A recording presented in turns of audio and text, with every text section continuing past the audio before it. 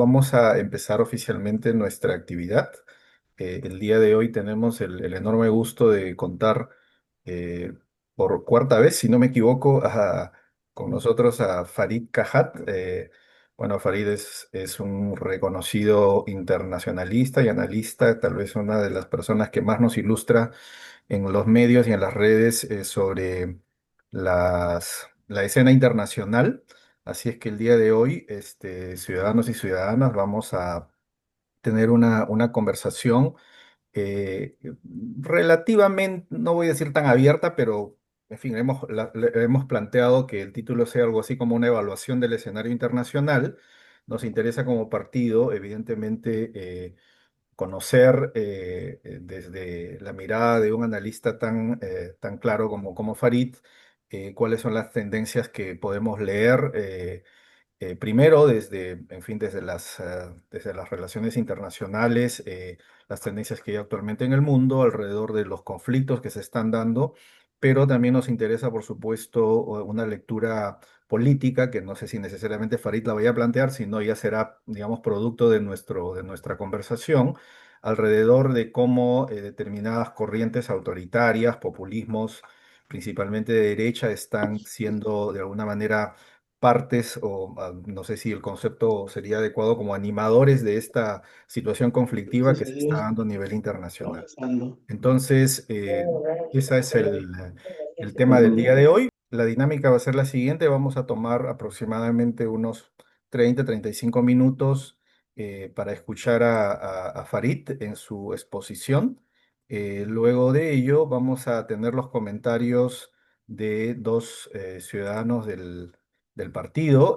Por un lado, Augusto Thornberry, que es actualmente secretario de Relaciones Internacionales, que ya está con nosotros, así como al ciudadano Eduardo Guislén. Y finalmente vamos a tener un tiempo de conversación. Vamos a abrir el espacio para algunas preguntas de parte de ustedes. En esa parte Javier nos va a ayudar un poquito junto con Ricardo para organizar la dinámica de las preguntas y terminaremos pues con algunas conclusiones que pueda plantear nuestro invitado. Entonces, sin más preámbulos, les presento a Farid Kahat. Si es que adelante, Farid, con tu exposición. Buenas noches, Juan, a quien si mal no recuerdo conocí por primera vez personalmente en una marcha, no sé Sí, si te sí, acuerdas, creo en que el sí. centro de Lima. Me mandó una guía para la presentación, comprender de la raíz de los conflictos en proceso, Ucrania, Medio Oriente, y establecer principios de una solución que respete el derecho internacional. Me voy a tener un poco a esas dos ideas fuerza. Empiezo con Ucrania. Yo sí creo honestamente que la OTAN incumplió un compromiso asumido por Estados Unidos y otros países de la organización para no expandirse hacia el este de Europa. E incluso, ya no hablemos de países que fueron parte del Pacto de Varsovia, sino de antiguas repúblicas de la Unión Soviética. Incorporar a la OTAN fue un grave error, pero eso es una consideración política. Sí, entiendo el sentimiento de inseguridad que eso generó en Rusia, y no solo en Putin, en general en el espectro político en Rusia. Dicho lo cual, eso no es justificación para lo que Rusia hizo. No hay duda posible de que Rusia ha violado el derecho internacional. De hecho, mantengan estas dos normas que ha violado Rusia, porque las voy a repetir cuando hable de Israel. Primero, la Carta de Naciones Unidas establece que es inadmisible la adquisición de territorio por medio de la guerra, y eso es lo que ha hecho Rusia. En 2014, al anexar Crimea y luego al anexar en 2022 otras cuatro regiones de Ucrania. Y dos, Rusia ha violado normas de derecho internacional humanitario, pero la norma por la cual Putin está requisitoriado por la Corte Penal Internacional es la violación del artículo 49 de la Cuarta Convención de Ginebra, o Cuarto Convenio de Ginebra sobre trato debido a la población civil en tiempos de guerra, porque ésta impide a un país trasladar población civil del territorio que ocupa ilegalmente a su propio territorio, al territorio de la potencia ocupante. Aunque ha violado otras normas de derecho internacional humanitario, esa es la norma por la que Putin está requisitoriado por la Corte Penal Internacional. Trump tuvo una propuesta de solución que en mi opinión era relativamente inteligente, de un ex general de apellido Kellogg. Kellogg, digamos, decía lo siguiente: la guerra ya ha llegado a un punto en el que es una guerra de desgaste, en el sentido de que ya no hay avance territorial por ninguna de las partes. Ustedes ven, hay cálculos sobre esto, ¿no? Todos los cambios de control territorial se producen en el primer año de la guerra, y la guerra ya tiene 3 años. O sea, los 2 siguientes años virtualmente no han cambiado las líneas del frente. Y Kellogg, el ex general Kellogg, decía, esto es lo que hace que los países,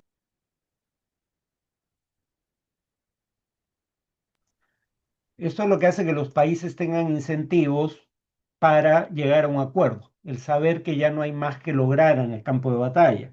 Y Kellogg decía, para darles incentivos a buscar un acuerdo hay que decirle a Ucrania que la ayuda militar a ese país estará condicionada a que inicie un diálogo con Rusia, y a Rusia de que si no inicia un diálogo con Ucrania, la ayuda militar a ese país aumentaría más.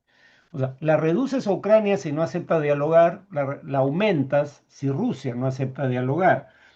Claro, a la base de esta consideración está la idea de que Ucrania ya no iba a recuperar la mayor parte del territorio que ha perdido en la guerra. En ese sentido, se está consumando un despojo.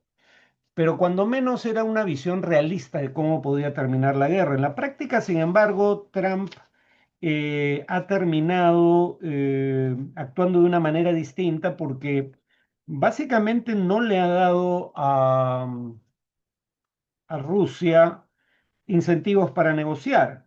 O sea, lo que hizo Trump fue básicamente cortar la ayuda en parte a Ucrania y hacer concesiones a Rusia, como decir que iba a reconocer de facto el control de los territorios que anexó en 2022 y de jure la anexión de Crimea de 2014, todas las cuales fueron ilegales, que podía levantar las sanciones.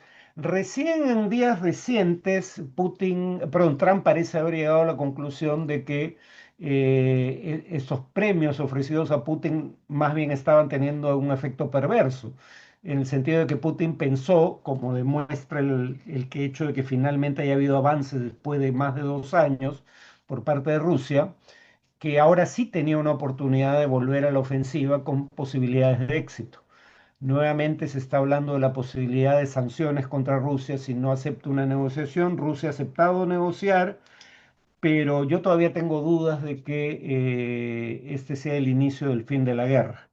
Eh, en el caso de Gaza, eh, solo para hacer un resumen histórico muy breve, las normas de derecho internacional establecen claramente cuáles son los problemas. Hay una resolución de la Asamblea General que reconoce el derecho de los refugiados palestinos a volver a sus hogares en lo que ahora es Israel o a ser compensados por las pérdidas que sufrieron al ser obligados a marchar al exilio a partir de 1947. Hay normas de la ONU y de la Corte Internacional de Justicia que establecen que la conquista territorial de Israel, de Gaza, Cisjordania y Jerusalén Oriental y posterior anexión de partes de estos territorios, eh, también en el caso de las alturas del Golán sirios, constituye una violación al derecho internacional, violan el mismo principio que viola Rusia, es inadmisible la adquisición de territorio por medio de la guerra, y en el caso de Israel también se le acusa de violar el artículo 49 del Cuarto Convenio de Ginebra que viola Putin en Ucrania, porque se establece que, así como no puede, ese artículo establece el 49, así como la potencia ocupante no puede trasladar población civil del territorio ocupado a su propio territorio, tampoco puede trasladar a población civil propia al territorio ocupado, que es lo que hace Israel con la construcción de asentamientos en territorios confiscados a sus propietarios palestinos. Ambas partes aquí han violado el derecho internacional humanitario sin la más mínima duda. Por eso la Corte Penal Internacional acusó a tres líderes de Hamas y a dos líderes israelíes de crímenes de guerra y de lesa humanidad. Yo creo que en todos los casos las acusaciones se justifican, pero solo acusó a dos líderes israelíes, Netanyahu y su exministro de Defensa, Yoav Galant, de usar el hambre como arma de guerra y en el caso de Israel como Estado, está acusado de genocidio ante la Corte Internacional de Justicia. La Corte, entre los jueces de la misma, aprobó la demanda, procesar la demanda, por una votación de 14-1. No fue una votación cerrada, ni mucho menos, y una relatora especial de la ONU, Francesca Albanese, Human Rights Watch, Amnistía Internacional y el grupo israelí de defensa de derechos humanos, B'Tselem, todos coinciden en que se ha perpetrado el delito de genocidio en Gaza. Eh, las negociaciones para un cese al fuego tienen un problema fundamental. Eh, Jamás, no por generosidad, sino por los costos que ha implicado para la organización, pero sobre todo para los civiles gazatíes, los crímenes que perpetró el 7 de octubre de 2023, ha dicho que lo dice desde hace ya bastante tiempo, que está dispuesto a liberar a todos los rehenes de manera inmediata a cambio de un cese al fuego duradero y el retiro de las tropas israelíes de Gaza. Y hay líderes de Hamas, pero eso no es una posición oficial, hasta donde tengo entendido, o sea, no todos están de acuerdo, de que Hamas podría entregar sus armas, pero a la Autoridad Nacional Palestina o a una entidad organizada por la Liga Árabe, pero no se va a desarmar mientras Israel ocupe Gaza, ¿no? Y la mantenga cercada, además. Eh, el tema es que, claro, Netanyahu, y esto lo dicen informes de prensa basados en filtraciones del propio gobierno israelí, Netanyahu decidió romper el acuerdo de cese al fuego que existía hasta marzo de este año, pese a que la mayoría de mandos militares y de inteligencia israelíes estaban en favor de cumplir plenamente el acuerdo que hubiera implicado el retiro total de Israel de Gaza y la liberación de todos los rehenes, y pese a que varios de sus ministros, el establishment de seguridad en general, tanto de inteligencia como militar, estaban de acuerdo con mantener el cese al fuego, Netanyahu decidió unilateralmente romperlo y detener el ingreso de alimentos a Gaza, estando ya acusado del crimen de usar el hambre como arma de guerra. O sea, en otras palabras, Netanyahu está actuando por sus propios intereses, no ir a la cárcel por los cargos de corrupción en su contra, no por los intereses de su país, y ese es probablemente el principal obstáculo para un cese al fuego y eventualmente una solución política. Sobre populismos autoritarios, la primera cuestión que querría decir es que el populismo suele ser un síntoma, el populismo autoritario o no, y casi siempre lo es, eh, casi siempre es autoritario, suele ser un síntoma más que la causa del problema, ¿no? Por ejemplo, ustedes revisan las cifras del índice de democracia de la unidad de inteligencia de la revista The Economist y de las cinco variables que utilizan para medir la calidad de la democracia, eh, cuatro vienen declinando desde 2016. La única que está mejorando es participación política. Y cuando uno ve por qué hay más participación política, en parte por la convocatoria que tienen grupos populistas, generalmente autoritarios, tanto de derecha como de izquierda. Los votos que recibió en la última elección alemana Alternativa para Alemania, un partido de inspiración fascista, por lo menos en algunos de sus dirigentes, es de jóvenes, 1.800.000 votos que obtuvo. La mayoría son de jóvenes que nunca habían votado. Algunos porque no tenían la edad, pero la mayoría porque no se sentían representados por ninguna de las fuerzas que existentes en el espectro político alemán. En América Latina pasó lo mismo. Cuando ustedes ven en Ecuador la confianza en los partidos, cómo evoluciona durante el gobierno de Correa, de 2008 a 2018, pasa de ser una de las más bajas en América Latina, según el Latinobarómetro, que hace estas encuestas para 18 países, de las más bajas, de los más bajos niveles de confianza en los partidos a uno de los más altos. Y luego, de 2002 a 2014, la participación electoral pasa de 65% al 82,6%. En Bolivia, el estatus socioeconómico y la etnicidad pierden peso como predictores de la probabilidad de que alguien ejerza el derecho a votar cuando el movimiento al socialismo llega al gobierno. Entonces, los populismos suelen ser síntomas de que algo andaba mal con el sistema de representación política.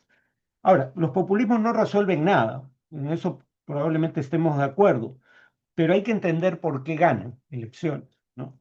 Eh, ¿Cuáles son esas causas de descontento? Varían, pero por ejemplo, la literatura sobre democratización puede tener discrepancias entre los investigadores en muchos temas, pero algo en lo que hay cierto consenso es que desigualdades extremas son incompatibles con una democracia de calidad, digamos, ¿no?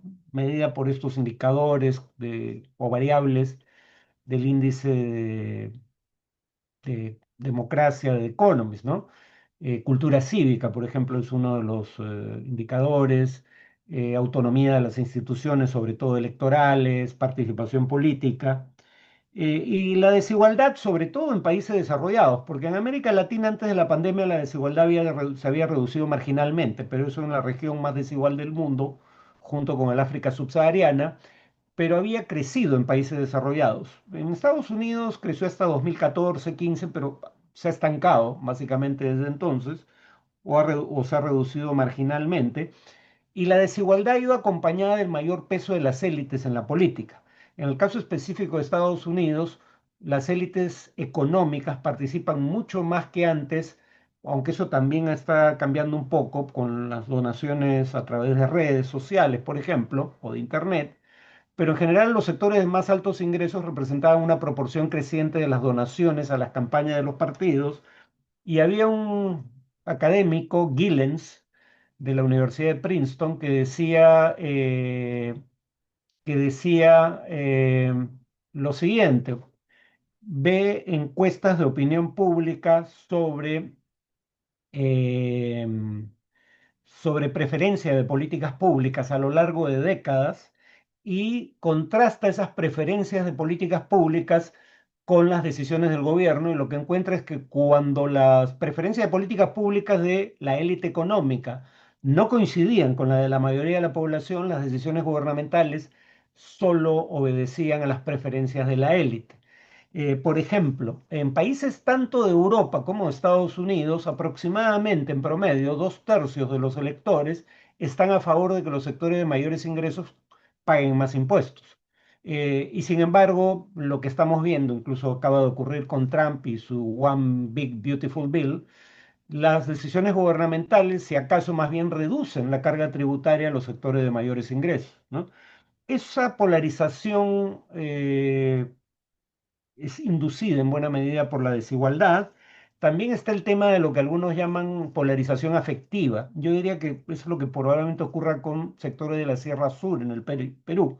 Se dice que ese es un voto típicamente de izquierda. No necesariamente. La Sierra Sur votó por Toledo y la Sierra Sur votó por PPK. Lo que sí ocurre casi siempre con la Sierra Sur es que vota distinto a la costa urbana y en particular a Lima, ¿no?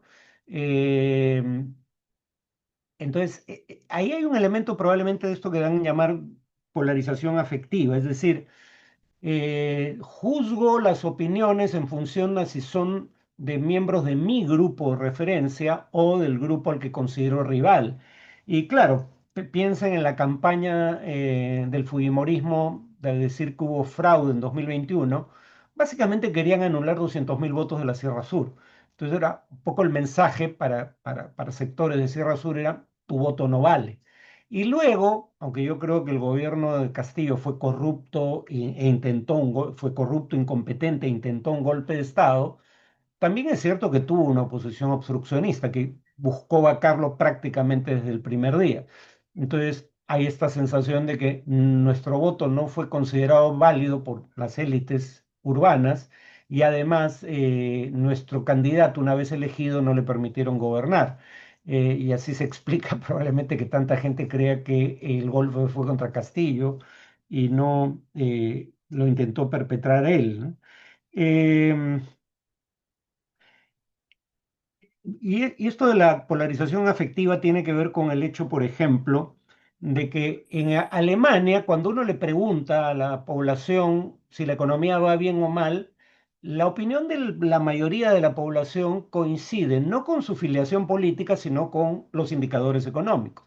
Si hay alta inflación, si hay recesión, la mayoría dice que la economía va mal. Cuando hay polarización afectiva, cuando lo que importa es, digamos, la solidaridad en tu grupo por oposición al grupo rival, lo que ocurre es que tú dices que la economía va bien si eres republicano y los republicanos gobiernan, lo mismo con los demócratas, y dices que la economía va mal cuando el que gobierna es del partido opositor al tuyo, ¿no? O el partido contrapuesto al tuyo. Además está el tema de que en los países desarrollados las políticas de austeridad son impopulares y claro, lo que muchos dicen es, pero aumenten, Es está peligroso. bien, hay que lidiar con el déficit fiscal, pero una forma de lidiarlo, además de reducir gasto social, o en lugar de reducir gasto social, sería aumentando los impuestos a los sectores de mayores ingresos. Se decía, no porque eso restaría los incentivos para la inversión. Bueno, algunos decían endeudémonos. En el caso de Alemania hay margen para mayor endeudamiento público. No, porque eso viola la Constitución, que en el caso de Alemania tiene reglas fiscales muy draconianas. Bueno, ahora resulta que la OTAN ha admitido que la presión norteamericana para aumentar su gasto de defensa en un 5% del PBI. No que no había margen para mayor gasto público, lo hay, pero no para gasto social. O sea, esa es un poco la moraleja. En los países desarrollados, además, esto lo voy a mencionar de pasada, pero podemos abundar más, hay un fenómeno sin precedentes.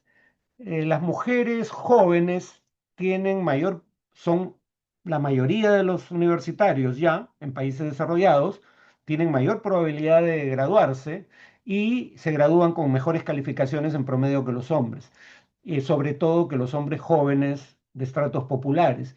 Entonces, lo que ha surgido en países desarrollados, sobre todo Reino Unido y Estados Unidos, pero en menor medida también en países como Francia, es que las mujeres jóvenes son crecientemente progresistas o liberales, es el término que usan los estudios, pero aquí se traduciría como progresista porque, digamos, no es la acepción que se maneja habitualmente de liberal con más cercana a la visión libertaria, ¿no? Eh, Porque eso suele ir asociado a mayor nivel educativo. Como tienen mayor nivel educativo, las mujeres tienen mayores ingresos y a mayor nivel educativo y mayores ingresos supone que las mujeres son más selectivas en el proceso de buscar pareja y entonces o no tienen pareja masculina o en proporción creciente tienen parejas mujeres. Y eso implica que hay un grupo de hombres jóvenes que no logran acceder a educación superior, no logran acceder a buenos trabajos y tampoco a tener una pareja y hay una bifurcación creciente. Las mujeres jóvenes son crecientemente progresistas, los hombres jóvenes son crecientemente conservadores y antifeministas, aunque no todos, sobre todo los de estrato popular. Eso es un factor que también contribuye a la polarización. Ahora, decía los populismos, con esto termino, eh, son buenos recogiendo el descontento de sectores de la ciudadanía, pero no son buenos resolviendo problemas. El Brexit es un ejemplo. La suerte para la derecha radical británica es que la bandera del Brexit, que viene del Partido por la Independencia del Reino Unido, el UKIP, fue tomada por el Partido Conservador creyendo que así iban a evitar una hemorragia de votos que se desplazara del Partido Conservador a la derecha radical y aunque lograron detener la hemorragia de votos, también llevaron a la práctica una propuesta política que no era la suya y que terminó siendo contraproducente. Hoy en el Reino Unido nadie negaría que el Brexit ha sido un error desde un punto de vista económico. No fue desastroso como algunos temían, pero sí ha sido un error, ¿no? La inflación es más alta que la media del G7, el desempeño económico es peor que el desempeño anterior al Brexit. En fin, lo mismo con Trump.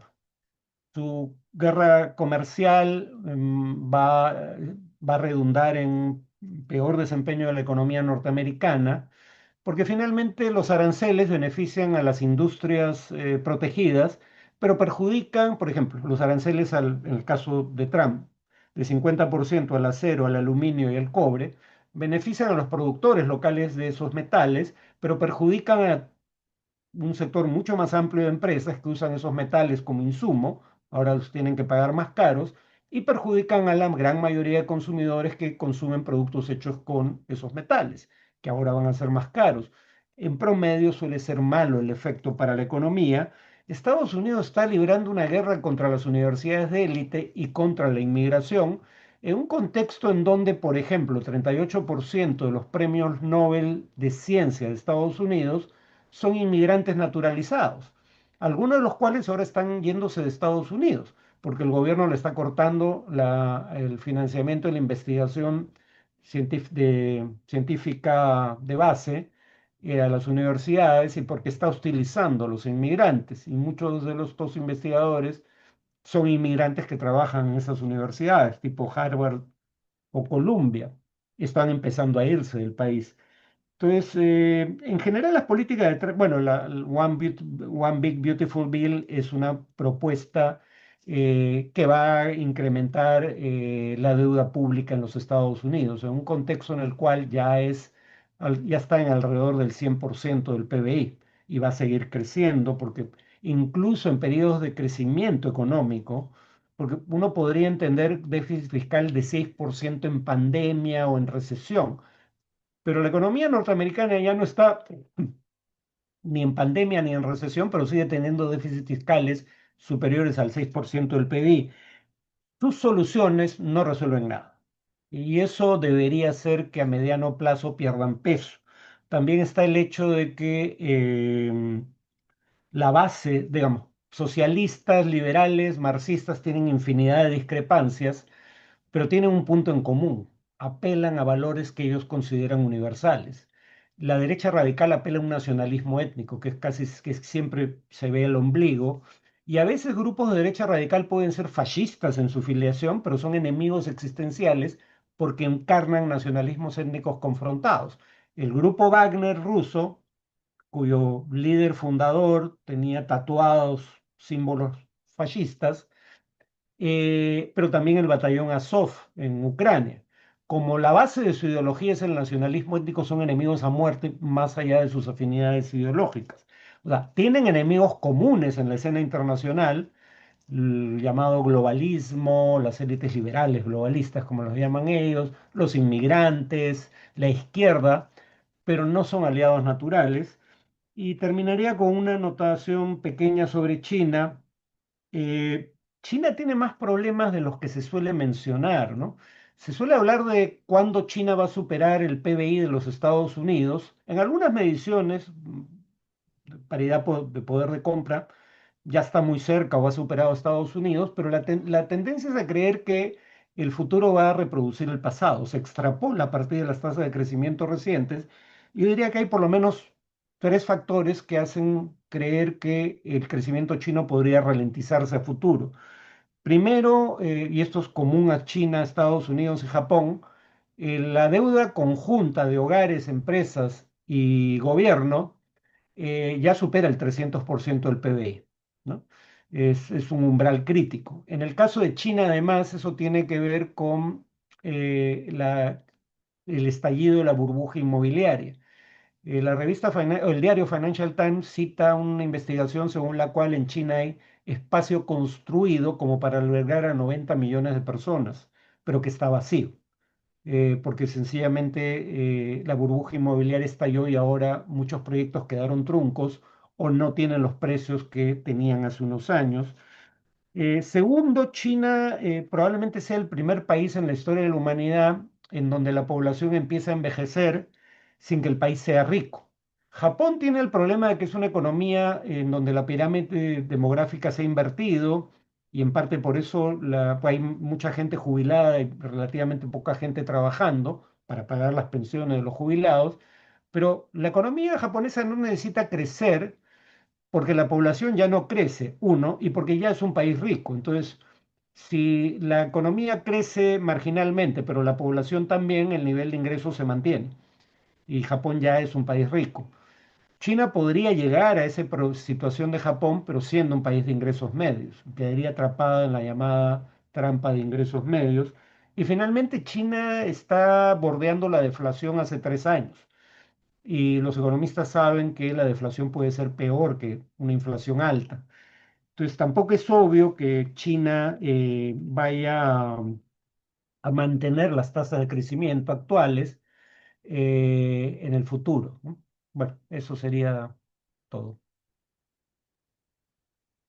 Muchísimas gracias, Farid, por esta revisión tan amplia, diferentes escenarios, pero como que alrededor de ciertos temas comunes, ciertos fenómenos que de alguna manera vinculan todos estos escenarios. Eh, bueno, démosle un aplauso virtual a Farid por su exposición. Am, Vamos a No pasar lo ahora a tomo como escuchar, ausente. sí, sí, ahí están los ciudadanos aplaudiendo. Bueno. Vamos a pasar ahora a escuchar los comentarios, primero del ciudadano Eduardo Guislén el Comité de Miraflores. Eh, Unos 10 minutos me parece que está bien como tiempo, digamos, prudencial. Así es que adelante, Eduardo, por favor. Gracias, buenas noches y felicitaciones una vez más, Farid. Soy un hincha tuyo de hace mucho tiempo. Muchas gracias. Eh, bueno, quería dar un enfoque y gracias también por la oportunidad de que poder intervenir con algunas ideas. Quería al tema de los conflictos internacionales y la realidad. Se me escucha, ¿verdad? Se me escucha bien, ¿eh? Sí, sí, Ok. yo sí. Quería darle un enfoque algo filosófico de los acontecimientos políticos, pero desde una óptica republicana, ¿no? Y ese enfoque partía un poco de una pregunta que me he hecho siempre: ¿por qué luego que la humanidad ha acordado organizaciones internacionales que velen por la cooperación, la paz del mundo, los problemas persisten tan agudamente, ¿no? Desde las Naciones, la Carta de San Francisco, de la formación de la Fundación de Naciones Unidas en 1944, se estableció efectivamente la prohibición del uso de la fuerza contra la integridad territorial de cualquier Estado, ¿no? Pero esto persiste. En el 2003, por ejemplo, Estados Unidos invadió Irak, desafiando totalmente lo que había firmado, ¿no? Lo que se había acordado. Y esto fue casi un hecho simbólico de desestabilización, no solamente de Oriente Medio, sino que socavó pues, el derecho internacional y debilitó la arquitectura multilateral que se había forjado después de la Segunda Guerra Mundial, abriendo un Ujú, ciclo de violencia y radicalización. Después, en 2022, ya ha explicado Farid un poco sucintamente la invasión de Rusia, también una violación flagrante a la Carta de San Francisco, ¿no? Y demostrando, pues, también la fragilidad, porque en el caso de Irak, Naciones Unidas, además, no condenó la invasión, ¿no? Lo cual resulta, pues, sorprendente. Acá sí la condenó en el caso de Rusia, ¿no? La violación flagrante, pero demostró fragilidad, ¿no? En el caso palestino, bueno, eso es notable también. Se ratifica la ineficacia de las Naciones Unidas por el poder del veto, ¿no? Desde 1947 la resolución de Naciones Unidas proponía dos estados y solamente se concretó uno, Israel. Y han habido más de 40 resoluciones, creo, contra la colonización y el reconocer el Estado palestino que simplemente está paralizado. ¿Por qué? Porque el sistema multilateral no responde ante este hecho y bastante tiene que ver con el veto Ujú, Estos tres casos pues demuestran pues, que la aplicación de la Carta de San Francisco, que bien es cierto, estableció un marco ético y legal para evitar las guerras, establecer la paz y la cooperación. Su aplicación en realidad depende del equilibrio de poderes, ¿no? Que cuando las potencias con derecho de veto están involucradas, la legalidad se convierte pues, en una herramienta moldeable y la ONU se ve reducida a un papel pues, humanitario y casi simbólico, ¿no? Ok, y cuál es el origen actual de los conflictos actuales? ¿Cuál es la causa raíz de los conflictos actuales? En qué momento estamos hoy? Y ahí yo me atrevo a hablar de un tema económico fundamental, que parte de lo económico que termina siendo político y social, que es el entrampamiento del orden mundial actual que surge de Bretton Woods, ¿no? Repasando un poco la historia, vemos pues el sistema, nuestro orden capitalista que es el que rige, en el siglo XVIII a partir del liberalismo tiene un crecimiento importantísimo, y se desarrolla el progreso de una manera vertiginosa a través del dejar hacer, dejar pasar, que era la doctrina prevaleciente. Se expande el comercio, se inicia la primera, la segunda revolución industrial y se instaura pues los principios republicanos y democráticos alrededor de la libertad, igualdad y fraternidad. Surgen esas concepciones morales, éticas de la libertad, igualdad y fraternidad. Es decir, progreso para todos, pero trajo también problemas.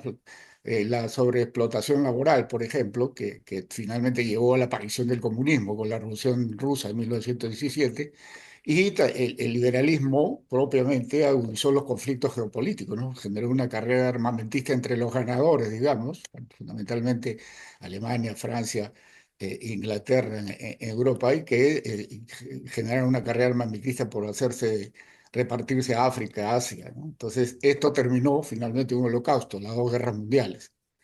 El holocausto marcó otro orden mundial, ¿no? Pero apareció con tres novedades bastante interesantes. Primero, el fin del liberalismo y abrió un concepto del estado de bienestar, es decir, un concepto del New Deal, el estado de bienestar en Occidente, donde se da cierta redistribución de la riqueza controlada por el capital a través del Estado, una participación más dinámica del Estado que la que aceptaba el liberalismo, tratando en este caso de contener el avance del comunismo, que también en la misma época estaba avanzando y eso tenía preocupado a gran parte de Occidente. Y también a raíz del fascismo, después de la Segunda Guerra Mundial y el fascismo y el genocidio, es justamente donde se impulsan pues, normas universales de derechos humanos, la necesidad de lograr mecanismos de cooperación y consenso. Es un gran avance, un hito histórico, creo, para la humanidad. Por primera vez la humanidad se junta globalmente para lograr consenso y lograr un criterio de cooperación. Surgen pues los organismos internacionales en ese sentido.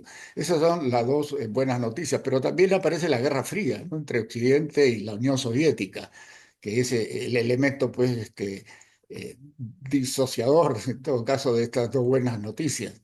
Y a pesar de todo esto, bueno, la 50 y 60 fue la edad dorada del capitalismo, un desarrollo importantísimo en la humanidad en general, hasta que llegamos a los años 70, en la cual aparece un fenómeno inédito también en la economía, que es la estanflación, es decir, inflación y recesión a la vez, algo que no había sido visto antes, marcando con esto el fin de la edad dorada del capitalismo, ¿no? En los años 70 que la estanflación se fue producido particularmente por el embargo petrolero de la OPEP a Estados Unidos y Europa, que tiene su origen también en la Guerra Fría, ¿no? Por el apoyo a Israel en la guerra de Yom Kippur en 1973, en la cual Egipto y Siria querían atacan Israel para recuperar sus territorios perdidos en la Guerra de los Seis Días, en el 67, y bueno, indudable los apoyos están divididos entre la influencia de la Unión Soviética por un lado y la influencia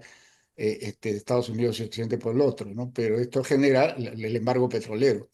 Y la otra causa de la estanflación también es la caída de la rentabilidad, que es un factor importantísimo. La rentabilidad productiva comienza a mermarse, ¿no? Se habían agotado pues las capacidades innovadoras de la segunda revolución industrial y se produce un estancamiento de la productividad.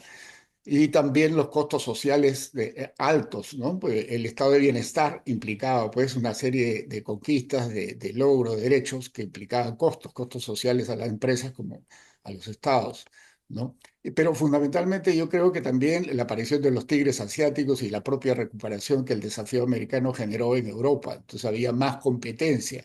Entonces incorporar mayor competencia significaba también un problema para la rentabilidad. La rentabilidad, cuanto más competencia, menos rentabilidad.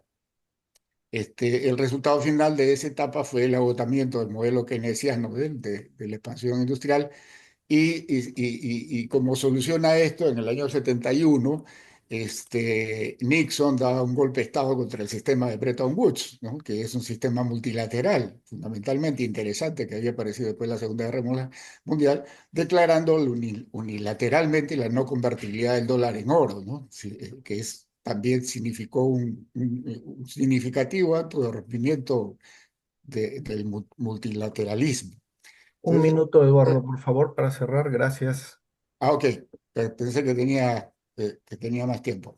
Bueno, en todo caso, esto lo quiero abreviar. Quiero llegar entonces, para no extenderme mucho, al neoliberalismo, aparece el neoliberalismo, que aparece siendo como el principio, el fin de la historia, porque parecía que se iba a resolver ya todos los problemas, pero esto no sucede. Lo que sucede es una deslocalización de la industria, lo que realmente en la práctica no se expanden los mercados, no se expanden los recursos, sino se trataba de vestir un santo para vestir otro. No había nuevos mercados vírgenes que avanzar. Y entonces esto genera la crisis del sistema a través de que se vuelve un sistema económico dominado fundamentalmente por el sistema financiero, que se cae también con la crisis inmobiliaria del 2008. Esto genera una situación indudablemente complicada porque te agudiza las luchas geopolíticas, y las luchas geopolíticas generan salidas que se buscan fundamentalmente en los sectores neoconservadores o ultraconservadores, que le echan la culpa al liberalismo, le echan la culpa a las políticas progresistas de la crisis que hasta al día de hoy se está viviendo de vuelta a la inflación con recesión. Y esto abre paso a las políticas o a las concepciones conservadoras que comienzan a trastocar completamente las reglas, no solamente el multilateralismo, sino a trastocar también las reglas de la propia democracia. La democracia ya no le sirve a los sectores conservadores. ¿Por qué? Porque lo que tratan ya no es un tema de buscar la solución globales a los problemas, sino lo que tratan es, dentro de ese entrampamiento de la economía, salvar el poder y los privilegios, las libertades que tienen para los privilegios. Entonces, ya tanto, qué sé yo, Trump, Bolsonaro, Milei, Putin, en fin, Maduro, etcétera, lo que buscan no es la solución de los problemas, sino lo que buscan es la garantía de mantener su poder. Esto es lo que da el paso a estas corrientes, digamos, populistas, y además esto es lo que está agudizando el conflicto en Ucrania y en Medio Oriente, donde ya no se nota que son guerras de expansión, sino son guerras de robarse, vamos a decirlo así, las partes que son las del enemigo, porque apareció acá un nuevo enemigo que es China. China es un poder Eduardo, te emergente. agradecería que ya cerremos, por favor, disculpa. Ya, no, hasta ahí nomás llego, disculpen que Perfecto. no he podido poner, pensé que tenía más tiempo, se me ganó el tiempo. Hasta ahí nomás llego, muchas gracias en todo caso. Gracias, muy amable, muy amable. Ahora vamos a escuchar a Augusto Thornberry, que es este embajador y también es nuestro actual secretario nacional de Relaciones Internacionales. Así es que adelante, Augusto, por favor.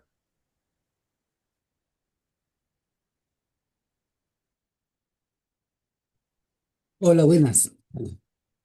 Ah, un saludo especial para Farid y un agradecimiento por esta vuelta de horizonte que nos ha permitido dar esta noche. También gracias a los organizadores de este importante evento. Es un tema que, sin embargo, rara vez se discute entre no especialistas o en un espacio como el partido. Me gustaría empezar por la pregunta que nos fue proporcionada por Juan en primer lugar como hoja de ruta, digamos, como guía de esta pequeña conversación. Es decir, ¿cuál es la raíz de los conflictos internacionales? Ah, claro, en la hoja se mencionaba particularmente los conflictos en Ucrania y en el Medio Oriente, pero a mí me gustaría abordar un poco, como dijo Eduardo, desde el punto de vista filosófico, quizá, ah, el origen de los conflictos, las causas en general de los conflictos. Ah, Siempre hemos considerado o atribuido la causa de los conflictos a una de tres categorías.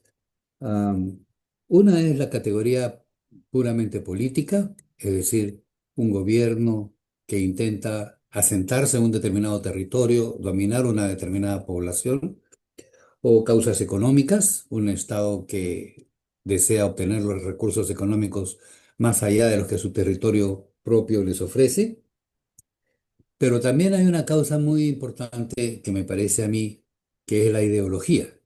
Y en la historia de los conflictos internacionales, yo creo percibir que la mayoría de las veces la ideología ha sido un factor predominante. Eso es también ahora tal vez en el caso de Ucrania, perdón, Rusia y del Medio Oriente. Como dijo Farid, la OTAN, al expandirse, probablemente violó acuerdos no escritos anteriores y con eso suscitó la desconfianza de Rusia. Pero me parece difícil juzgar las relaciones internacionales a partir de lo que pensamos que una de las partes piensa. Creo que eso es una apuesta un poco endeble, digamos, por decirlo menos. Además, a mí me sorprende especialmente el hecho de que en el año 2010, en la reunión cumbre de la OTAN, Rusia fuera invitada y representada precisamente por Vladimir Putin, que fue y estuvo con los demás miembros de la OTAN, y hablaron de incluir incluso a Rusia en la OTAN, incluso hablaron de que había nuevos enemigos, realmente había las organizaciones criminales transnacionales, que eran un verdadero factor, un factor de preocupación real, un peligro real. Y Putin pareció aceptar esta idea de que ya la confrontación ideológica de la Guerra Fría, que, repito, era una confrontación ideológica, esa confrontación había quedado superada, había quedado ya atrás. Y sin embargo, poco tiempo después, él comenzó a cambiar de actitud y comenzó no solo a violar el derecho internacional y a ocupar territorios que no le pertenecían, sino que empezó a usar también un discurso cada vez más basado en la historia, en su propia narrativa de la historia, en su versión de la historia, y empezó a actuar más como Pedro II.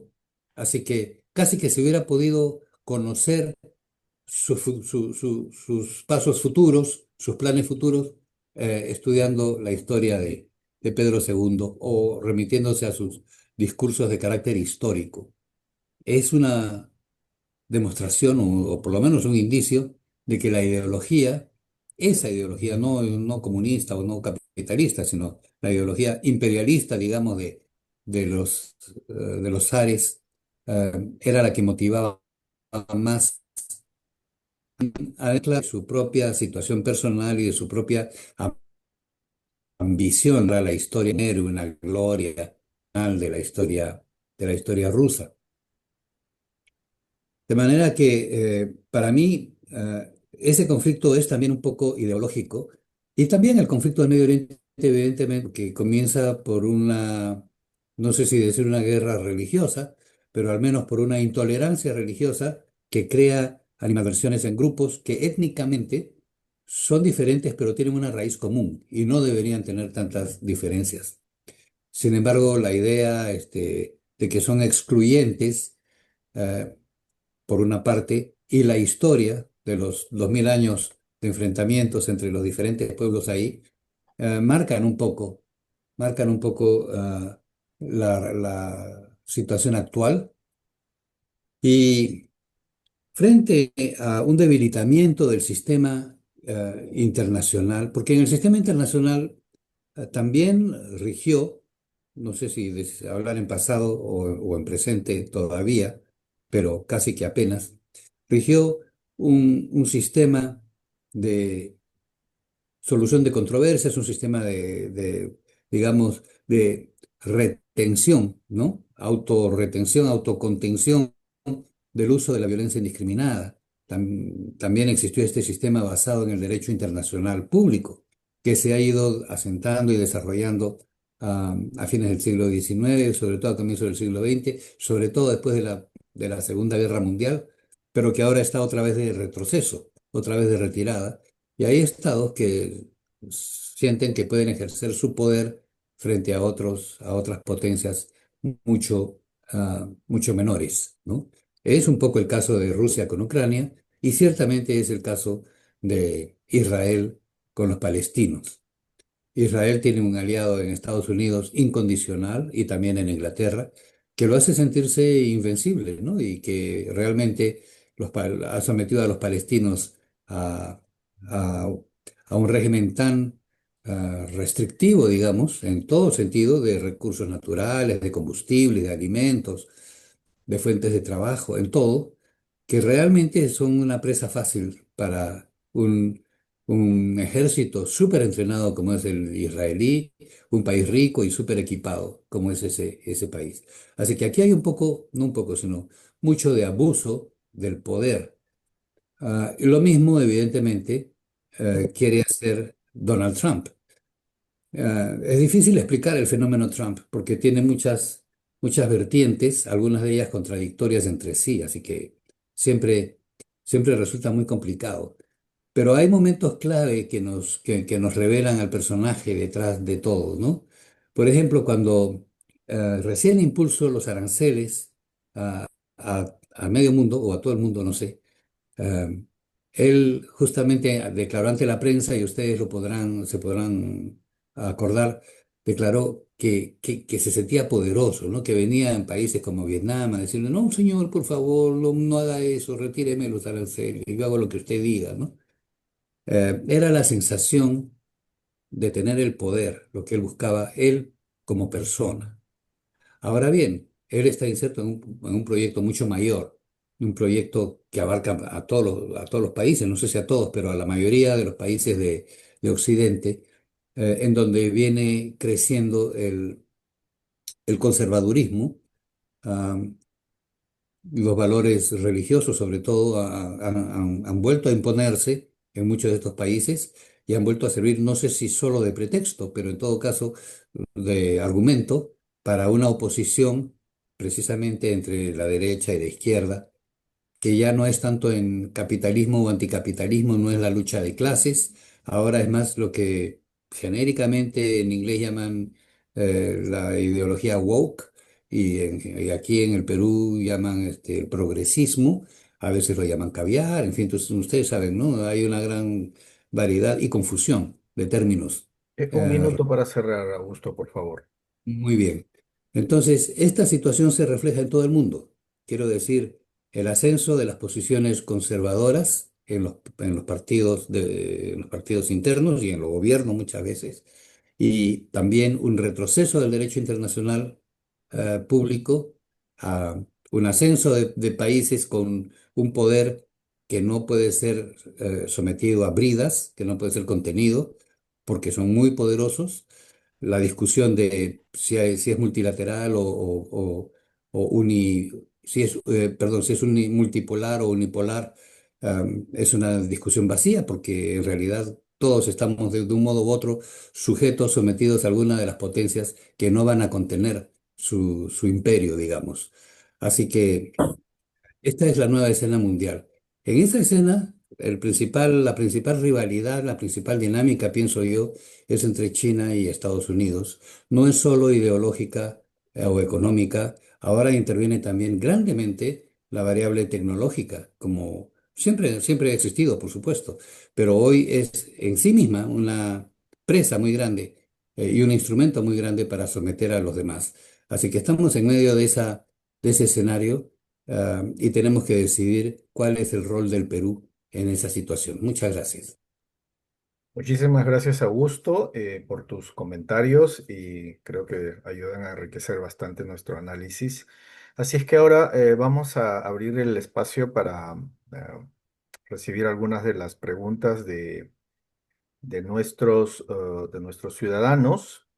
Tendríamos dos formas. Una, plantearlas a través del chat, preguntas muy específicas, y también algunas que podemos admitirlas de manera oral, pero sí les pido a quienes quieran hacer sus preguntas de manera oral, por favor, las hagan bien precisas. No, la idea no es aquí hacer todo un gran discurso, sino consultar directamente a lo que este, Farid nos ha compartido.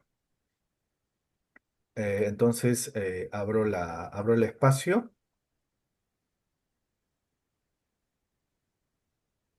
Voy a estar leyendo algunas de las que están apareciendo en el chat y de pronto ahí para que Pari tenga algunas primeras impresiones. Una que tiene que ver con lo siguiente: ¿qué opinión le merece las inversiones chinas que se están haciendo en el Perú?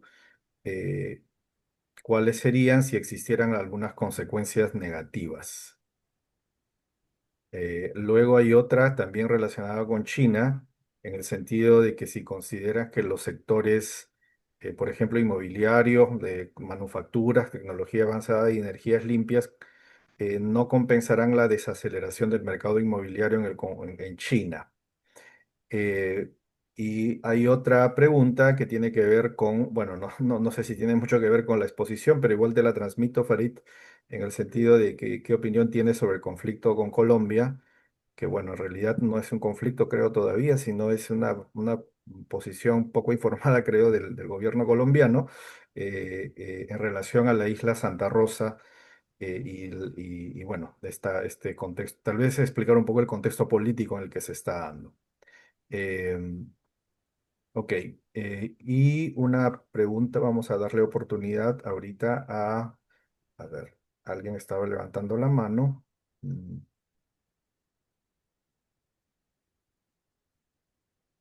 Perdón que una pregunta de Miguel sobre si la solución para el conflicto de Gaza sería la implementación de dos estados. ¿Cómo se acabaría ese conflicto? Aunque sospecho que esa respuesta creo que nadie la conoce todavía. Pero bueno, de repente empezamos con esas preguntas y luego damos paso a algunas preguntas de manera oral. Adelante, Farid, por favor. ¿Cuánto tiempo tengo? Creo que 5 o 7 minutos, ¿está bien? Ya, entonces voy a tener que centrarme solo en algunas de las cosas comentadas, ¿no? No va a dar tiempo Perfecto. para todo. Yo sí creo que hemos empeorado en materia de multilateralismo. El multilateralismo es la idea de que el derecho internacional y las instituciones internacionales limiten los abusos de poder de los estados más poderosos. Habíamos tenido logros en esa materia que se están perdiendo. Por ejemplo, piensen en algo que ya damos por descontado, pero que pudo haber salido muy mal. Perú tiene 50.000 kilómetros cuadrados de zona económica exclusiva adicionales en el Océano Pacífico, producto de un fallo de la Corte Internacional de Justicia. Tuvimos la suerte de que Chile lo acató y alguien podría decir, bueno, pero tenía alternativa. Sí, tenía alternativa. Colombia no acató un fallo similar en su diferendo con Nicaragua, ¿no? Entonces, digamos, un mundo en donde el derecho internacional y las instituciones internacionales, como la Corte Internacional de Justicia, limiten el ejercicio discrecional del poder, no es una quimera, porque ocurrió en la relación entre Perú y Chile. Ellos eran militarmente más poderosos, pero acataron la decisión de una Corte Internacional de una manera en que no lo hizo Colombia en su diferendo con Nicaragua. Eh, Aprovecho para unir eso al tema de lo dicho por Petro, qué lamentable, ¿no? O sea, primero Petro ya había dicho que había habido un golpe de Estado contra Castillo. Y claramente lo que hubo fue un intento de golpe de Estado de Pedro Castillo. También ha comentado sobre el juicio en su contra. tiene derecho a ejercer, a que se le juzgue con normas de debido proceso, eh, pero Castillo intentó un golpe de Estado. Vean lo que propuso, y es similar a lo que propuso Fujimori el 5 de abril del 92.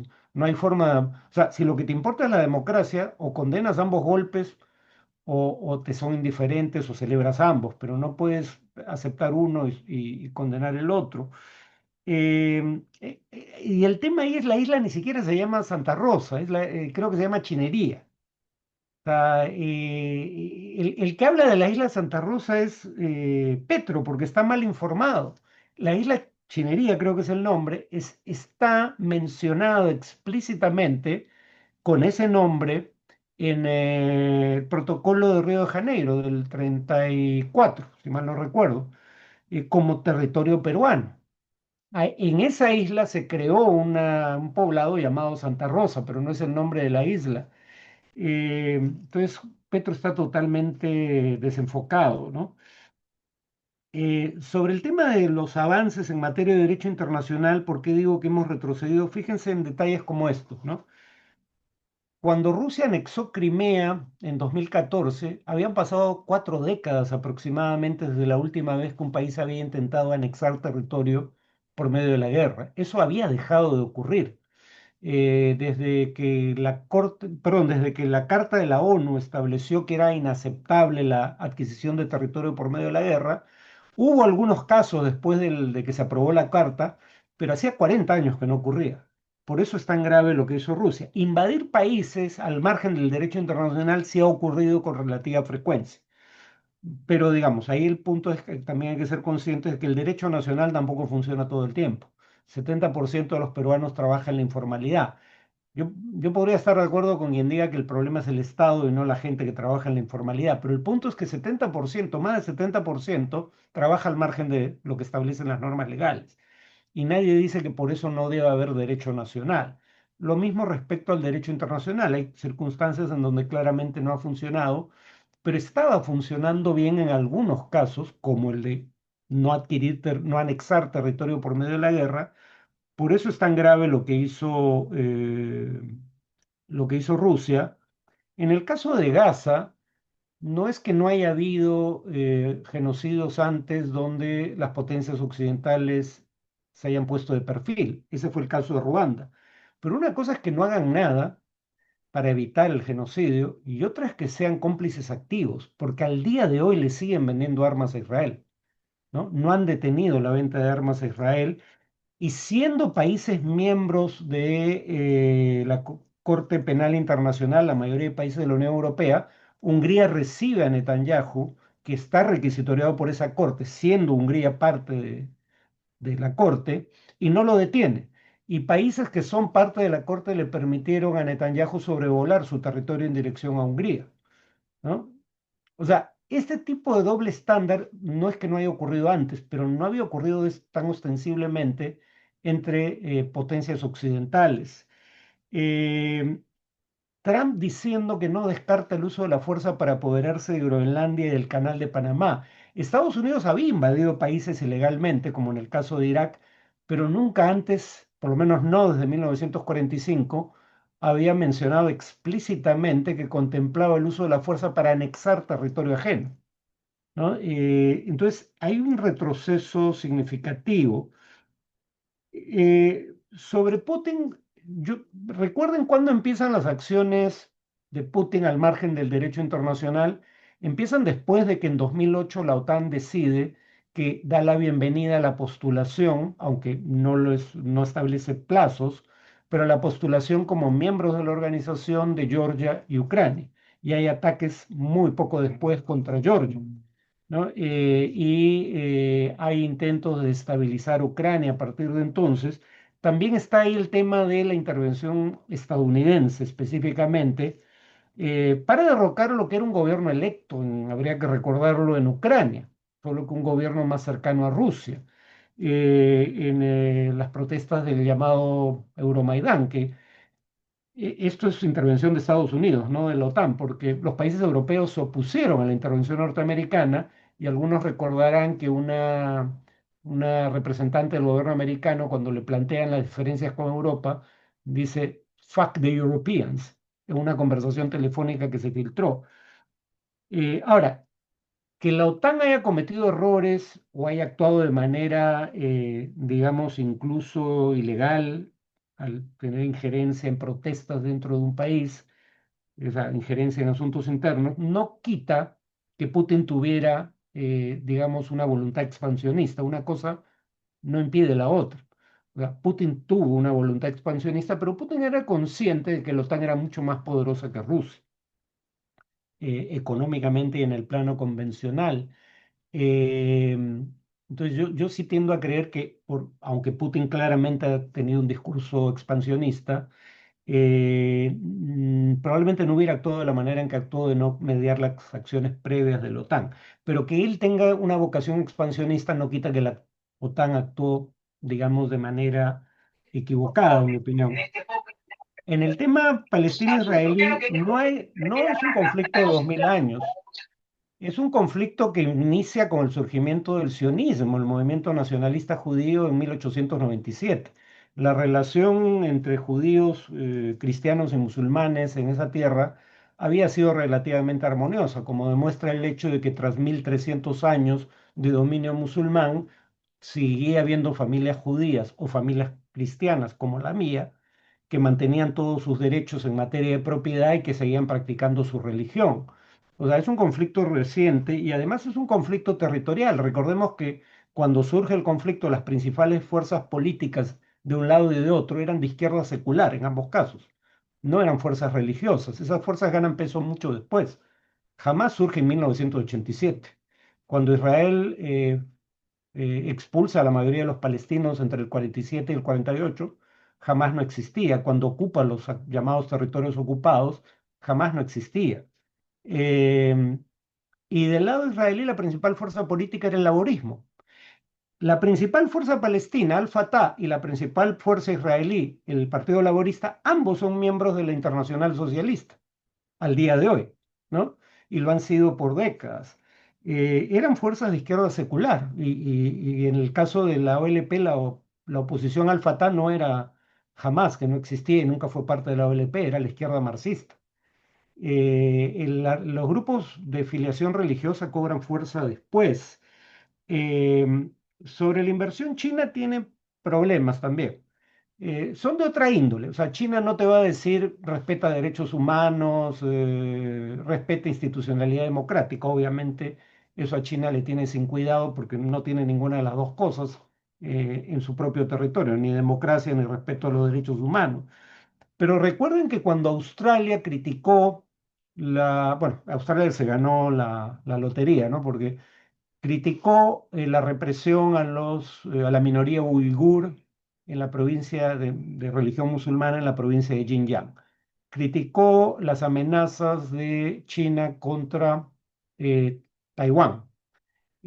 Criticó el hecho de que China no brindara información completa y a tiempo sobre el origen del COVID. Cuando el gobierno australiano hizo esas cosas, recibió sanciones de China, ¿no? Igual criticó las acciones de China en Hong Kong. China considera que todos esos son temas de política interna en los que nadie tiene que meterse. Entonces, claro, Perú no se mete en realidad, ¿no? No es algo que sea un riesgo grave, pero si algún día quisiéramos pronunciarnos sobre alguno de esos temas, China nos sancionaría, como sancionó a Australia. Y sí se meten en temas por la relación simbiótica que hay entre empresa privada y Estado en China. O sea, los principales capitalistas son miembros del Partido Comunista, los dirigentes del Partido Comunista son miembros del directorio de grandes empresas.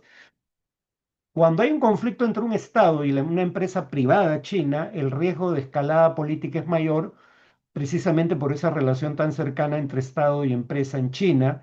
Y lo vimos en Chile, cuando la entidad reguladora de la competencia eh, sometió a análisis si la adquisición de una empresa chilena por una empresa china no iba a atentar contra las condiciones del mercado, o sea, haciéndolo oligopólico. El embajador chino protestó enérgicamente de manera pública, ¿no? Entonces sí hay riesgos. sobre si algunas otras actividades como las de energías limpias, y habría que decir que China además es una potencia ya, el intento estadounidense de impedir que China alcanzara tecnología de punta en áreas como microprocesadores ha fracasado. China ha conseguido tecnología de punta y a bajo costo. Entonces, sí hay actividades que podrían compensar los problemas que mencioné. No digo que esos problemas garanticen que China no vaya a crecer a las tasas actuales. Solo digo que China tiene problemas que hasta ahora no le han pasado factura y podrían hacerlo en el futuro. Sobre la solución de dos estados, Netanyahu se opone a la solución de dos estados. Alguien podría decir jamás también se opone. Jamás ha tenido un matiz ahí en años recientes. Digamos, el documento doctrinario de Hamas no acepta a Israel, pero jamás ha dicho a través de dirigentes Israel tampoco acepta el derecho de los palestinos a un Estado. El partido Likud del primer ministro Netanyahu dice explícitamente que entre el río y el mar, entre el río Jordán y el mar Mediterráneo, no habrá otro Estado que Israel, ¿no? Entonces jamás dice, reconoceríamos a Israel si hay un referendo entre los palestinos que acepte la existencia de un Estado palestino en la frontera de 1967 que coexista con Israel. Tal vez no lo digan de buena fe, pero el punto es que nadie ha intentado comprobar si lo afirman de buena fe o no. Netanyahu, como condición para formar gobierno, llegó a acuerdos con los partidos extremistas que lo acompañan en el gobierno, donde dice explícitamente que va a anexar los territorios ocupados. Y ahora está hablando de ocupar totalmente Gaza. Entonces, la solución de dos estados con otro gobierno israelí tal vez sería una alternativa, no con este. Muchas gracias, Farid. Javier, ¿quieres hacer una pregunta? Adelante.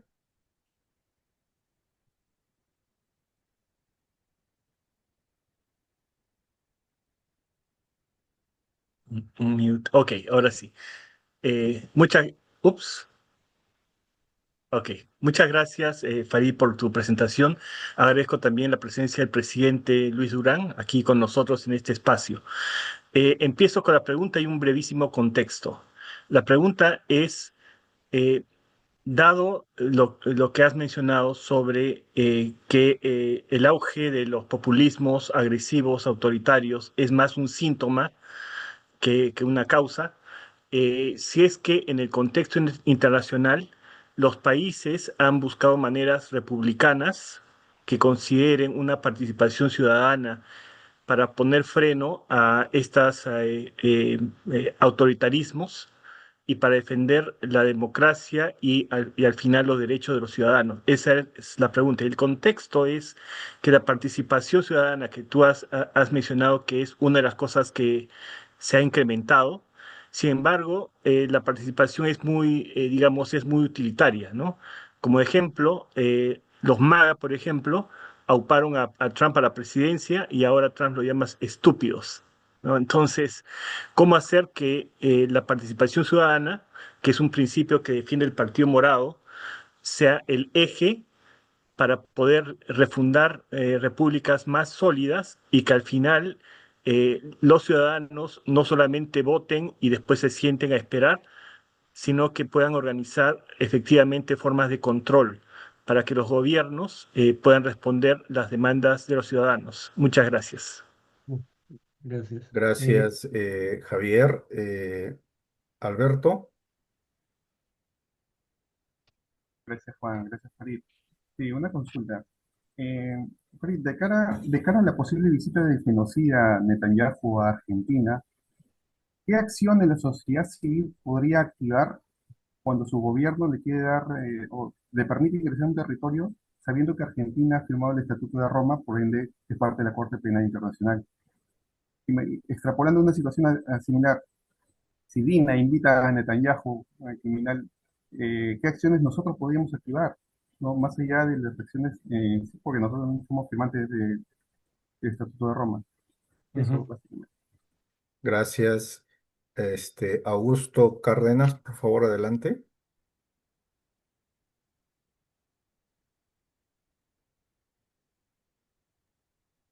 Aló, sí. ¿Qué tal? ¿Qué tal? Buenas noches. ¿Qué tal, profesor Farid? Buenas Mi noches. pregunta era, ¿qué tal? ¿Qué tal? Mi pregunta, profesor Farid, era, creo que todos están de acuerdo acá que el multilateralismo y el derecho internacional ha sido violado y va a caer abajo. Siendo así, ayer se cumplió 80 años de Hiroshima.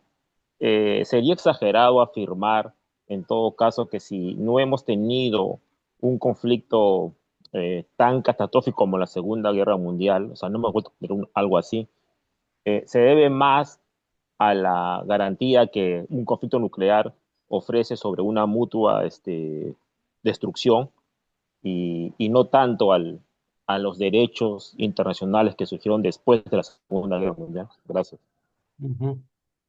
Gracias. Eh, Hay una pregunta también en el chat que tiene que ver un poco con como una ampliación en relación a cómo, a partir de este contexto de que Estados Unidos ignora las instituciones internacionales, etcétera, y qué nos depara el futuro. ¿La ley del más fuerte imponiéndose sobre todos o alguna esperanza de que retorne el respeto de los valores y principios que sustentan los acuerdos internacionales?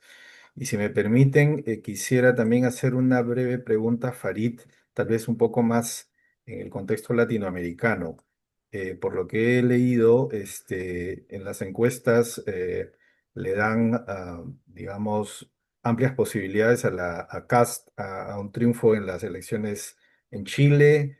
Entiendo que en Bolivia, que creo que hay elecciones aquí en un par de semanas, también es posible que salga un candidato de derecha, no necesariamente de extrema derecha, pero sí de derecha. Este, y bueno, ya están los gobiernos de Milei, está el gobierno de Noboa, como que pareciera que empiezan a sentarse gobiernos más afines al estilo de Trump, no necesariamente en su versión más extrema, pero igual ideológicamente más cercanos. ujú, Entonces, ¿tú consideras que eso podría de alguna manera también configurar un escenario parecido al peruano, a lo que va a pasar en las elecciones en el Perú, o en todo caso, cómo eso va a configurar o reconfigurar el escenario de pronto al margen de lo que pasa en el Perú, el escenario en Latinoamérica, ¿no? En el sentido de que hasta ahora los países más, digamos, grandes, influyentes, están con gobiernos más o menos progresistas o de izquierda, si ujú. queremos ponerlo así. Pero bueno, hay también una fuerza muy potente con la que probablemente Trump se sienta más cómodo. Si tuvieras algún comentario al respecto. Adelante, Farid. Sí, a ver, participación ciudadana para impedir el acceso al gobierno de la derecha radical. Piensen en lo que pasó en las últimas elecciones para el Parlamento en Francia. Macron convoca a un frente republicano, centro, derecha liberal e izquierda unidas para impedir el triunfo electoral de la derecha radical, como ahí donde un candidato de izquierda tiene la primera opción o quedaba en un mejor puesto en la primera ronda de las elecciones para el Congreso, porque son distritos uninominales, el candidato de Macron se retiraba y viceversa. Primera cuestión, Macron no siempre retiró a sus candidatos, ¿no? Cuando eran candidatos del ala más radical del frente de izquierda, no los retiraba. De ahí empezó a fallar el mecanismo, pero termina con la izquierda como primera fuerza parlamentaria. Y cuando llega, digamos, el momento de formar gobierno, finalmente Macron ni le pide a la izquierda intentar formar gobierno con su candidata ni busca formar el gobierno con un primer ministro de su partido en alianza con la izquierda, porque se necesitaba su voto para elegir al primer ministro, sino que finalmente termina concertando con la derecha radical. Entonces, y adopta políticas en materia migratoria que son más cercanas, eso también pasa en países como Dinamarca con la socialdemocracia, más cercanas a las posiciones de la derecha radical. Entonces, tú no puedes un día decir que la derecha radical es inaceptable como socio político para formar gobierno, uno, y dos, que sus propuestas de política pública, en particular en temas como el migratorio, son inadmisibles, y al día siguiente formar gobierno con ellos y aceptar sus propuestas en materia migratoria. O sea, terminas legitimándolos, ¿no? Y ese es parte del problema. La derecha democrática debería ser el primer dique de contención frente a la derecha radical y no siempre cumple ese papel. El caso de los conservadores británicos asimilando el Brexit también es un ejemplo. En el caso de participación popular directa,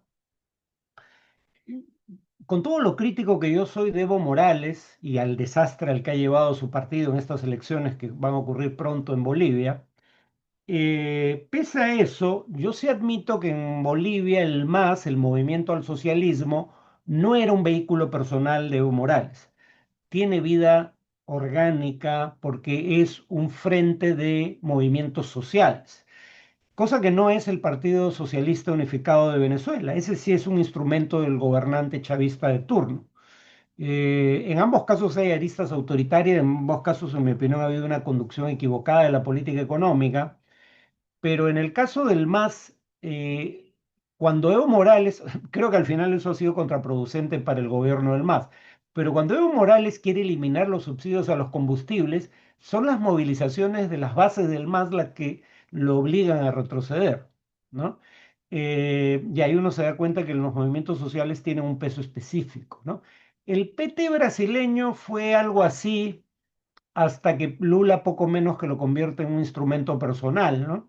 Pero también tuvo esa base. Ahora, la otra cuestión es, la socialdemocracia ha abandonado las políticas de redistribución de ingresos, ha abandonado su base de clase trabajadora en buena medida, ¿no? Recordemos cómo se solían llamar o se llaman aún hoy los partidos socialdemócratas, laborista, es decir, del trabajo, de los trabajadores, Partido Socialista Obrero Español o el Partido del Trabajo en Brasil, eh, pero esa agenda ha perdido peso en la socialdemocracia, ¿no? Y paradójicamente el estado de bienestar ahora es reivindicado por la derecha, pero claro, estado de bienestar solo para los miembros del grupo étnico mayoritario, o sea, un estado de bienestar chauvinista.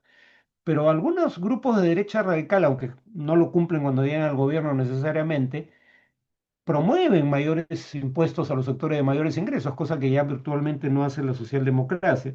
Sobre el caso argentino, Argentina es parte de la Corte Penal Internacional y Netanyahu está requisitoriado por esa corte por crímenes de guerra de lesa humanidad y además Israel está acusado por genocidio ante la Corte Internacional de Justicia, a la que también pertenece Argentina. Entonces es un ejemplo más de democracias occidentales zurrándose en sus obligaciones libremente contraídas bajo el derecho internacional. Ahora, algunos están haciendo notar de que no se requiere acción del gobierno argentino, que no va a ver si Netanyahu visita el país, que los tribunales podrían actuar por cuenta propia, aplicando la jurisdicción universal. Y hay pronunciamientos públicos. Susana me pasó uno hoy día pidiendo que, si, como es lo más probable, Netanyahu visita y Milei no hace nada, que las cortes actúen, ¿no? Por cuenta propia. Habría que recordar que este gobierno, el de Dina Boluarte, está intentando sellar un acuerdo para la compra de armamento de una empresa israelí que se enorgullece en su página, si la quieren revisar, de cómo sus armamentos o en general, sus aportes a la industria bélica están siendo utilizados en territorios ocupados. Es una empresa que además contrata con el ejército israelí, es una empresa cómplice con el genocidio en Gaza y el Estado peruano la ha seleccionado para un acuerdo con FAME. Recordemos que FAME, digamos, no se maneja de la manera más transparente posible. Las armas de FAME y las municiones de FAME, fábrica del ejército de armas y municiones, terminan en el Ecuador en manos de la delincuencia organizada.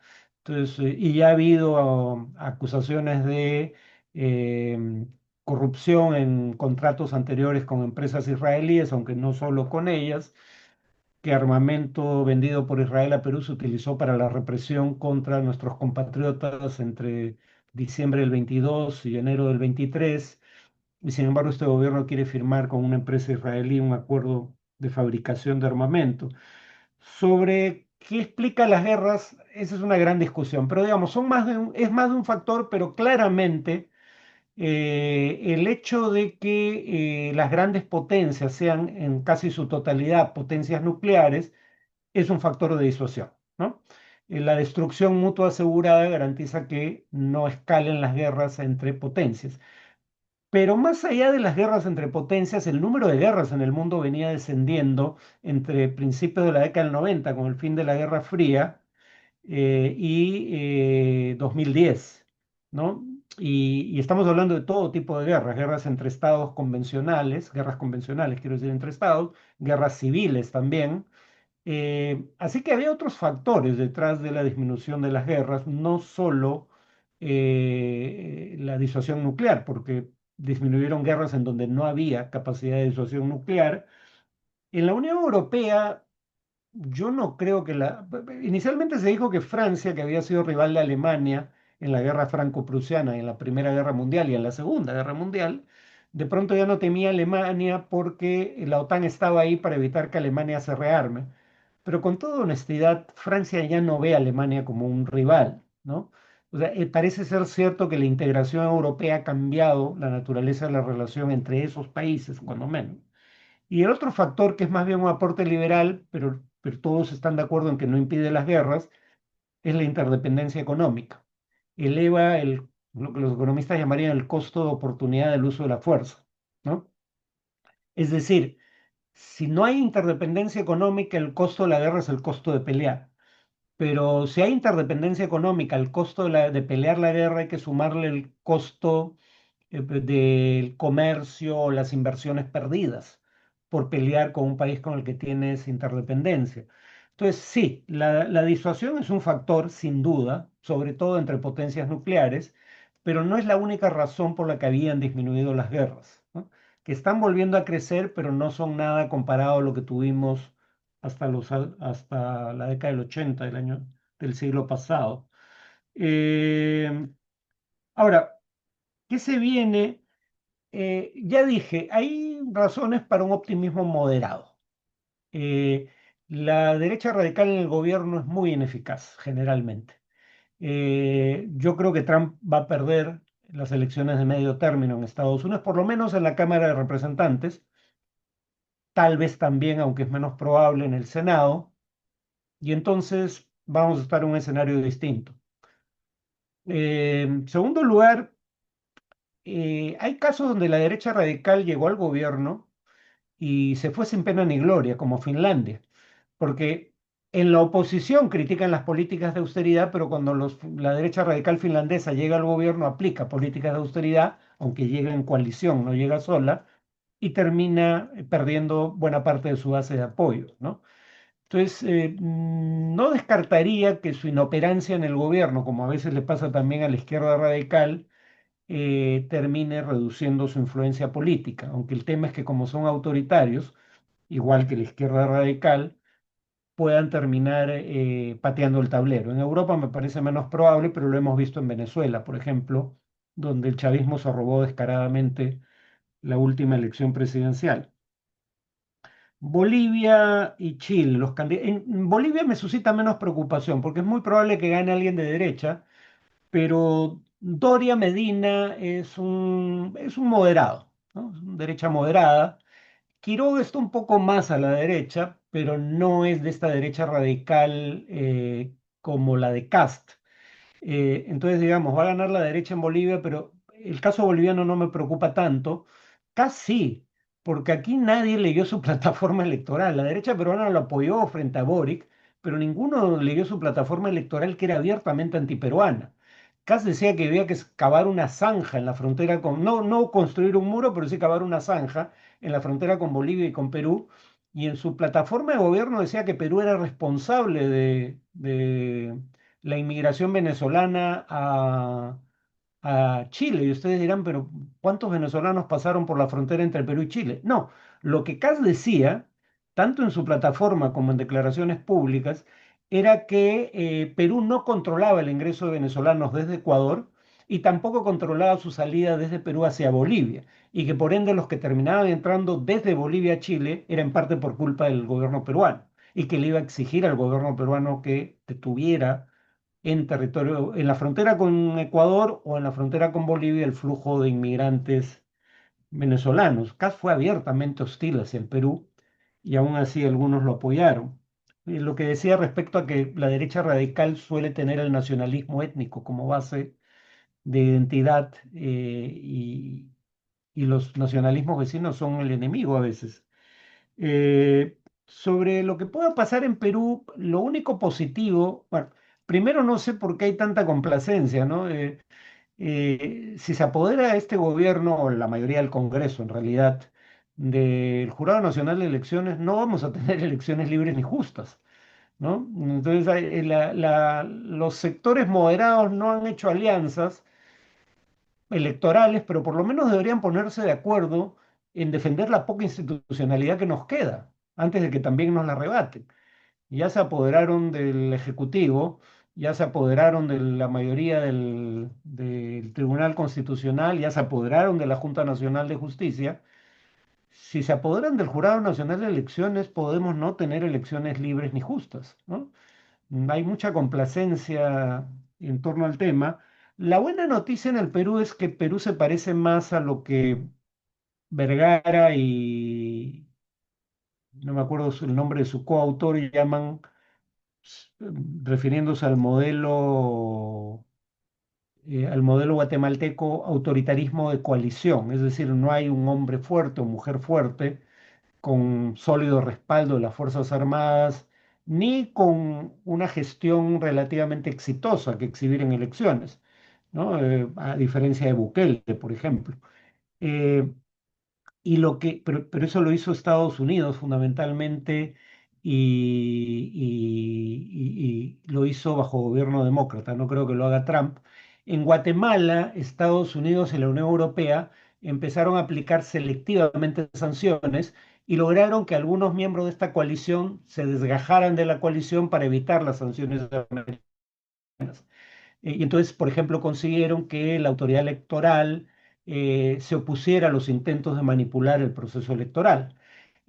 Autoridad electoral que había aceptado, como ya está ocurriendo en el Perú, sacar a los candidatos que tenían capacidad de hacer frente a la coalición gobernante, ¿no?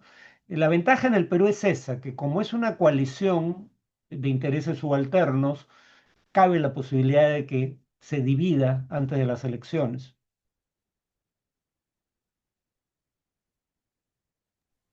Bueno, muchas gracias, Farid. Vamos ya como cerrando esta jornada interesante. Vamos a tener en principio, o más que en principio, ya como cierre, las palabras de nuestro presidente del partido, Luis Durant.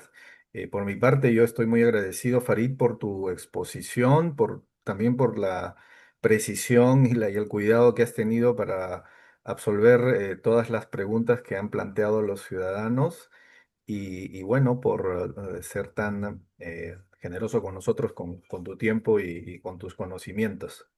Una pregunta, Juan. Nos conocimos en una marcha, pero no me acuerdo por qué marchábamos, ¿tú sí? No recuerdo, pero era una buena causa, estoy absolutamente seguro. Seguro de eso, sí. Bueno, y seguro que nos vamos a cruzar en otras marchas. Eh, Ujú. Así es que, bueno, adelante, Luis Durán, nuestro presidente, con algunas palabras y reflexiones para cerrar esta actividad. Muchas gracias, Juan. Farid, muchísimas gracias por tu generosidad, efectivamente, por las veces que te hemos pedido que nos des tus reflexiones, siempre has estado dispuesto y la verdad es que esto es algo de lujo, tenerte entre nosotros, con la transparencia y honestidad que tienes. Nos has planteado varios temas que creo que van a ser abono para el trabajo. Entonces, infinitas gracias, de verdad, por todo lo que nos estás aportando ahora, ¿no? Yo quería simplemente hacer una subrayada de lo que he escuchado, que además las intervenciones de los que han comentado tu presentación y las preguntas me hacen ver que hay que desentrañar algunas cosas desde el punto de vista del propio partido, ¿no? Y de su ideología. A mí me parece que lo que está en lucha a nivel mundial detrás del problema con el quiebre del multilateralismo como lo conocemos ahora, las guerras, los problemas que tú has planteado, son básicamente tres ideas que creo que están puestas en cuestión por los extremos. Voy a usar la palabra extremos, pero voy a hablar por una cultura de extremos que ha vuelto a aparecer en el mundo, ¿no? En primer lugar, las instituciones. Pareciera que la extrema derecha ha cogido en el mundo la idea de que las instituciones tienen que quemarse, renovarse, cambiarse, entonces hay que destruirlo todo para empezar de nuevo, ¿no? Que era una vieja idea de la extrema izquierda. Ujú. Pareciera que hay una unidad ahí en el concepto y que creo que afecta mucho a la idea que nosotros tenemos en el Perú como partido, ¿no? Nosotros respetamos y queremos las instituciones y queremos siempre mejorarlas, no destruirlas, ¿no? Entonces hay ahí como una lucha ideológica muy profunda. Lo segundo es el Estado de Derecho. Tú lo has contado sobre los tratados, ¿no? No sobre los acuerdos. A mí me parece increíble cómo hay una degradación de la palabra en términos de jurídicos de quien firmó un Estado que firmó un acuerdo que se convirtió en un tratado que además tiene un régimen de tratados que establece una forma de interpretar los tratados y todas las estructuras en todas partes y se están violando así de una manera tan descarada, ¿no? Yo he vivido esto en materia tributaria, por ejemplo, Farid, te comento y les comento a ustedes, hemos avanzado muchísimo en multilateralismo durante los últimos 15 años o 20. Hemos construido acuerdos internacionales múltiples con cesión de, entre comillas, soberanía estatal para la lucha contra el fraude de ley y la ilusión fiscal.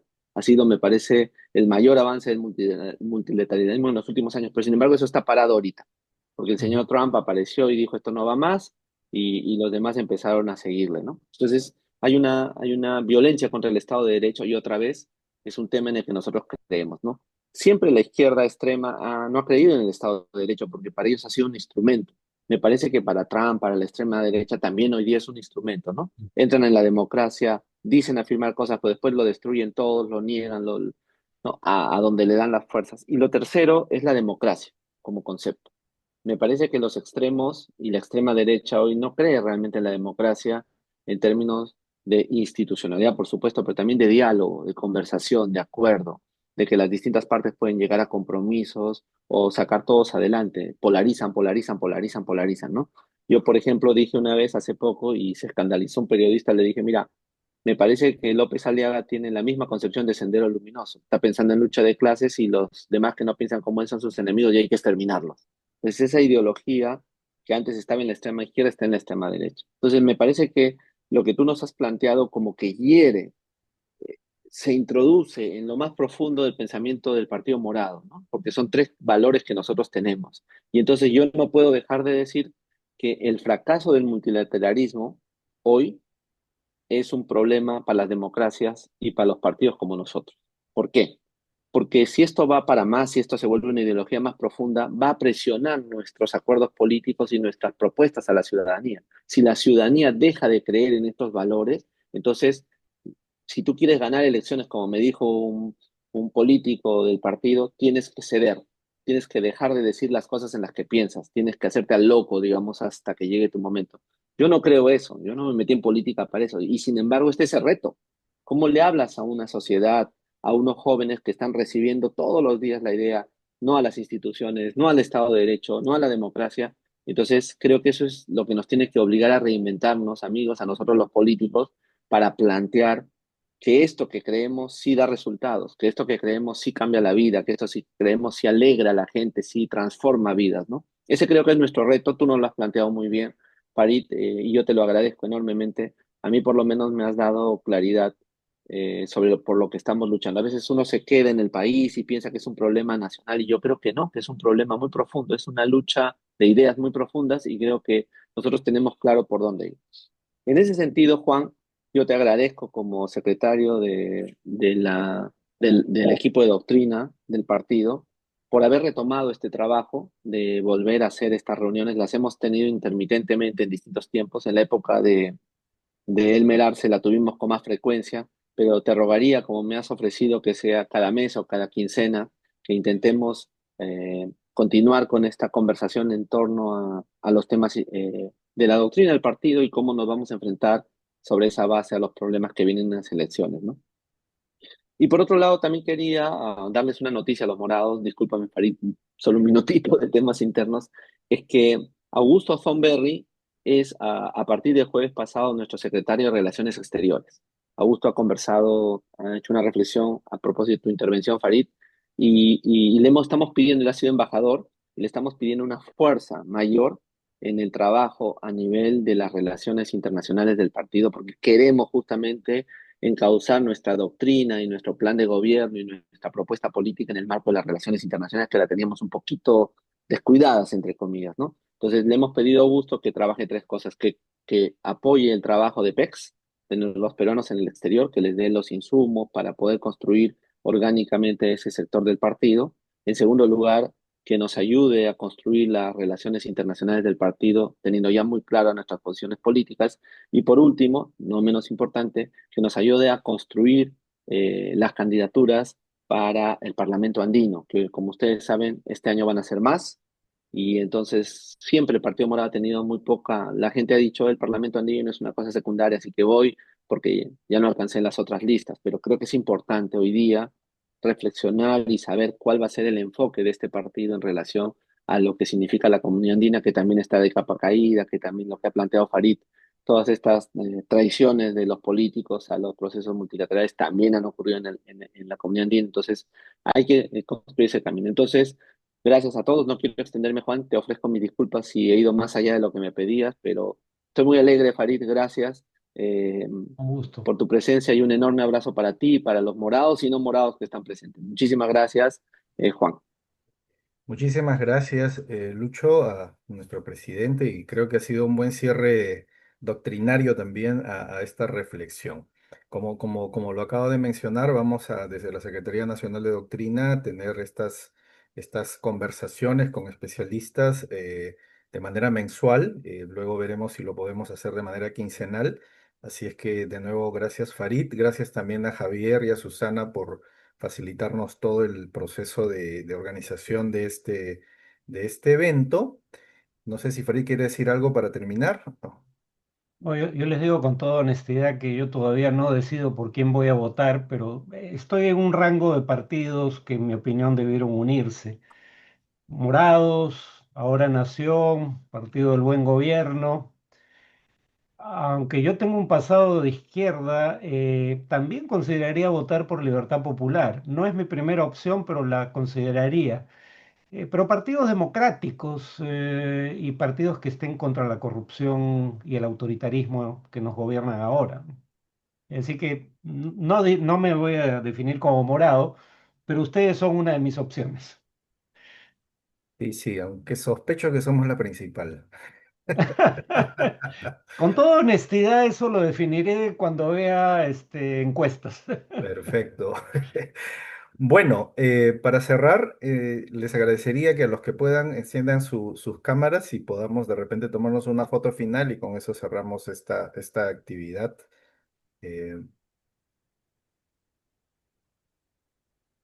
ok, muy bien. A ver cómo se hace esto. Ya, aquí.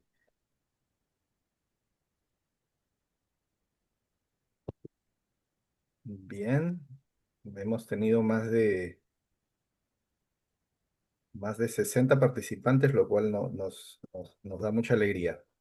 Muy bien. Listos, ciudadanos. Que tengan buenas noches. Muchas gracias, Farid. Un abrazo. Nos vemos. Buenas noches. Hasta luego. Hasta luego. Gracias, gracias, Buenas gracias. noches. De nada. Gracias. Gracias, buenas Gracias. Un noches. gusto. Gracias, Farid, Gracias. gracias. Gracias, Gracias por Farid. venir. Buenas noches a Gracias, todos. Gracias, Farid, por Farid. estar Chao, Gracias. Susana. Gracias, Farid. Chao. Buenas noches con todos. Mil Gracias. gracias, Farid. Buenas Nos noches, Gracias, vecino. Lilia. Gracias Chao. también. Sí, Ya gracias nos por vemos compartir. este Buenas noches, domingo. Farid. Gracias, gracias, profesor Farid, gracias.